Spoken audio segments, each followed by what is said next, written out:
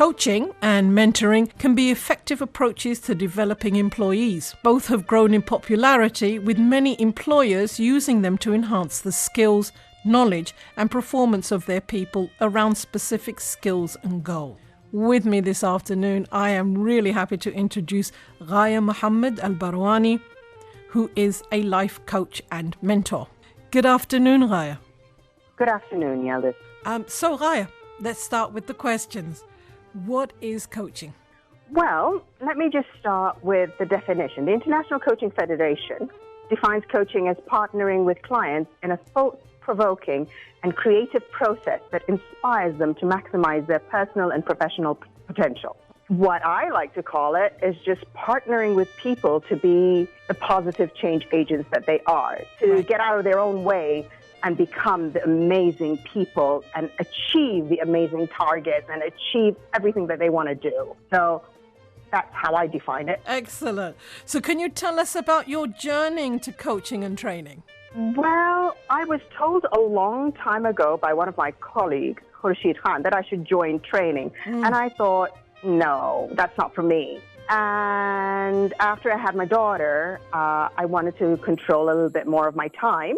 Right. I got into training and development. There was a new division being set up in the organization that I was in, and I decided to go into it. I imagined I'll have more control over my time. The reality is no. And once I was in, I read an article that said coaching enhances return on investment on training. Right. And that's how I got into it. And then I fell in love. And even when I got an opportunity to go back to business, I was like, thank you, but no thank you. Right. I love watching that aha moment that people have when they finally get it. So I stayed on. Yeah, their eyes light up. Yes. Yes, I know that feeling. I love that feeling when the eyes light up when something has clicked. Go ahead. So how did you get your training? So what happened with the training to become a coach? Well, first I went on a week-long program on corporate coaching. And like I said, I fell in love, and then I decided to basically become a professional. Right. And I underwent over 125 hours of training, and I was very lucky.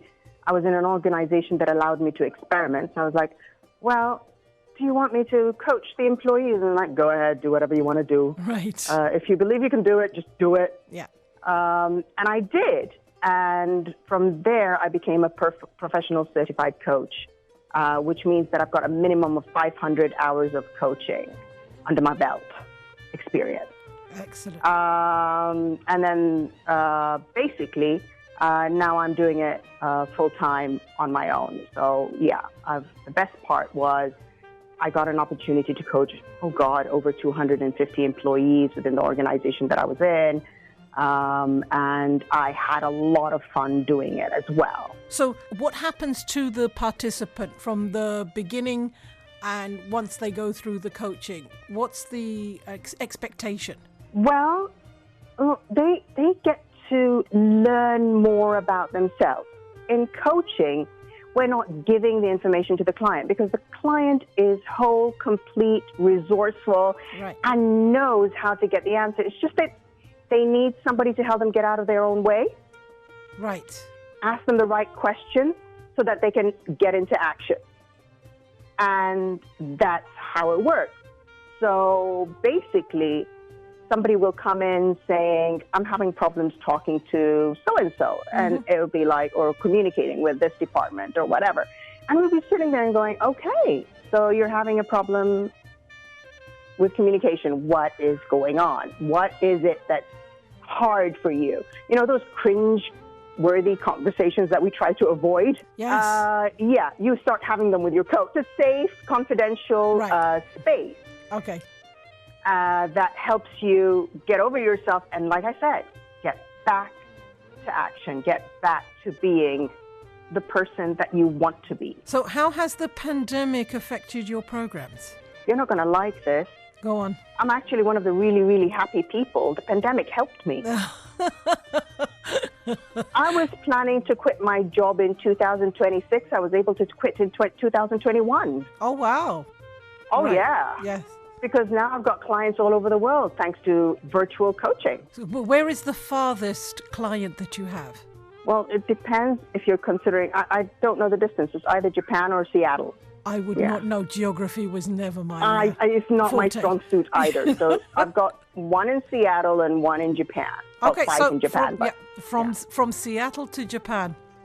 Yeah. Yes, that's your London, New York moment. So, I mean, everyone's going through so many changes. We've gone through this 18 months, almost 2 years now, of the pandemic. So with all of your positiveness and your enthusiasm, what is your advice to people just trying to stand up and get on? Well, the first thing I'd say, stop and acknowledge the fact that you're feeling a little down, because no matter what, the best way to move forward is to actually cross that feeling of pain and be patient with yourself as you get back into the world. I promise you, it will get better. Just take many, many little small steps every day to help yourself feel good as you venture back into the world. Because we are so used to being in these shells that sometimes we forget to be nice. I mean, there are times when I go to the supermarket or something like that, and I feel sorry for the shop assistant as well as the person who's doing the, let's say, impolite behavior. Right. Because the person who's doing the impolite behavior is scared witless. Right. We've been scared for a year and a half. Yes. And they don't know how to express themselves any better. And I also felt sorry for the shop assistant because it's not their fault that they're in this. So let's be patient with ourselves, be patient with others, and even if we find ourselves being impatient with other people, let's forgive ourselves for that.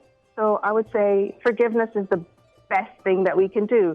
And I, on a nightly basis, since COVID started in February 2020, I've been forgiving that virus.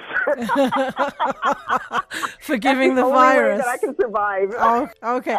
Yeah. No, I do understand what you're saying, because I have people that have come forward and they've been against the vaccine. Oh, they've been in a completely, whereas I've been very cautious, very, very cautious.